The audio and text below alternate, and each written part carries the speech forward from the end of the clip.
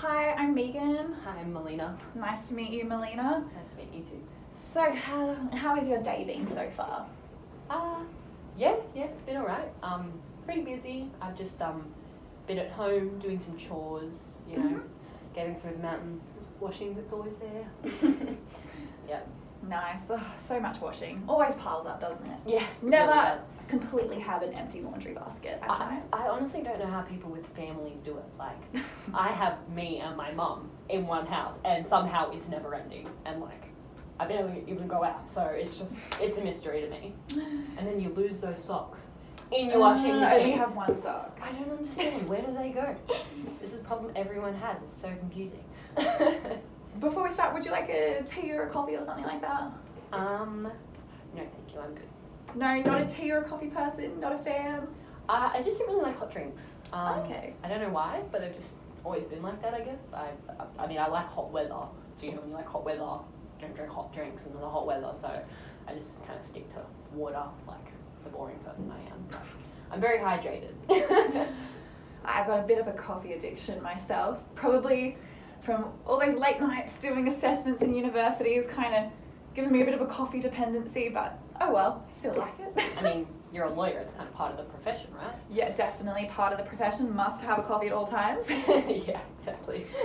Yeah, cool. So just for today, just letting you know, you'll just sort of tell me what's brought you in today. We'll just sort of chat through the situation that's happening right now. But that's sort of all today is, and then later on we might sort of brainstorm solutions or possible things that we could do to solve your legal problem. So just before we officially start, anything you say today will remain confidential. So the only people that would know about it would be me or any of my other colleagues at the firm if they're sort of brought onto this case. So there are a few exceptions to that as well. There are two main ones that you probably should be aware of. So the first is to prevent serious physical harm happening to another person, if that's imminent. So say, you tell, and that can include harm to yourself. So if you tell me that you're hurting someone or someone's hurting you and that's really serious, that's something that I do have to disclose. So that includes, say, there's a court order that happens and you tell me you're not going to obey that court order and someone's going to get hurt as a result of that. That's something that I have to break your confidentiality on. The other main one is if you tell me that you're going to commit a serious crime in the future, that you're intending to do that, that's something that I have to break confidentiality on as well. There are a few other ones as well. So the other one is if you launch legal proceedings against me or try to sue me, I can defend myself. So I do break confidentiality. I would break confidentiality in that circumstance. Another sort of one is if I need to get some legal advice of my own, because I'm acting in this case, maybe something ethical isn't happening, or I can go get advice from another lawyer and that would remain confidential between me and that other lawyer, but they would still know the circumstances of this case. Another thing that the law firm does is the law firm does have insurance, and we do tell our insurer the sorts of cases that we're working on, so they may be aware of the facts surrounding your circumstances. The other ones sort of are if I have a duty to the court to disclose information, or I get a subpoena or a court order that or a search warrant that would take some of my notes. Those are sort of the few exceptions that would break what you tell me in confidence. Do you have any questions about confidentiality at all?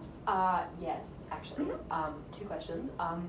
If I tell you to tell someone something, you can do that? Yeah, sure. So if you tell me to break confidentiality, or can you contact this person and let them know this, 100%. Anything you tell me that I can tell another person is completely fine, because you've told me that I can do that. Okay, cool. And if you're no longer my lawyer, do you still have to, you can't tell anyone stuff? Yes, so if I no longer act as your lawyer, so your problem's solved or you find another lawyer or something, your confidentiality will still be maintained. So I still won't tell anyone. So that even applies if you die, which, touch wood, hope won't happen in the near future. Let's hope. So yeah, no problems with that. Okay. So confidentiality continues. Okay, cool. Good to know. So what's brought you in today? Right. Well, really, it's my mom. Mm-hmm. So she's been acting, I guess, a little strange lately. She's become really suspicious of people. So we have some carers that come in, and she's like accuses them of taking things from her fridge and like hiding her belongings, which like hasn't been happening. Yeah, and well, I'm at home most of the time, and I take care of her. I'm actually the only one of my siblings that does anything. I mean, I can't really blame them. They all, live out of state and have their own families and stuff. But really, I'm, the sole caregiver in our family to her. And yeah, I guess why I came to see you today. So she asked me to be here on her behalf. Okay. And she wants to draw up a new will. So in the old will, the estate was left to all four of us, me and my three siblings. But now, I guess because of all the help that I've been giving her and, being around constantly and yeah, just caring for her these last few months, she wants to give the estate to me. Okay, so just to confirm, you're coming here because your mum wants to draw up a new will. She wants you to be the sole person sort of inheriting her property and things like that. Was that correct? Yeah. Cool. So what's your relationship like with your mother? It's really good. We weren't always super close, so when I was younger, growing up with three siblings and kind of fighting for attention, so we were never really close, and then I moved out of state, and it was really hard to keep contact because of the distance, and since I moved in with her a few months ago, because of some things that happened, we've grown really close, especially since I'm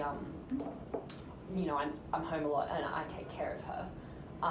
So I'd say our relationship is really close right now. Okay, so you mentioned that you had some siblings. What's your relationship like with your siblings? It could be better. Mm-hmm. What do you mean by that? It's kind of embarrassing. But not very long ago, they basically accused me of manipulating Mum, which is, ridiculous. I guess because I live with her and I take care of her and I see her all the time and we have a really close relationship now, and as I mentioned, they all live out of state and have their own families and their own lives, and I don't have that. I don't have a job and I don't have family. So Mum's really, at the moment, all I've got. We've grown really close, and I just think they they're, I don't know, might be jealous or something, but basically that we're not on great terms right now. Yeah. Okay, so you're feeling really hurt by the way they're reacting to sort of you taking care of your mother and sort of your relationship with your mother. Yeah, and not really acknowledging what I'm doing. I left Victoria, to move in with Mum, and that was really hard for me. I had to give up, everything I had there, and it just feels really hurtful to me that they've accused me of this horrible thing that I'm not doing. Okay. And not recognizing all that I am doing to help her. Yeah. So how is it like taking care of your mother? It's it's challenging. Especially with what I've said. I'm currently very worried about her health, and especially her mental health. But yeah, it's basically like full-time round-the-clock care. I feel guilty for leaving her at home because, like I said, the incident with the caregivers, and I just, if I leave her, what's going to happen to her? What's going to happen to them? Is she going to do something to them, to herself? I'm just I've gotten these carers to help me with the workload, but it is very difficult. And I've been unemployed for a few months now, and I'm looking for work, but it's it's round the clock work with her. It's like a full-time job. How am I supposed to go out I'm supposed to leave this woman by herself with people she doesn't trust because she trusts me and she wants me there. You know, like, yeah. What's caring for your mother gonna look like in the future for you? I mean, I guess I haven't really thought about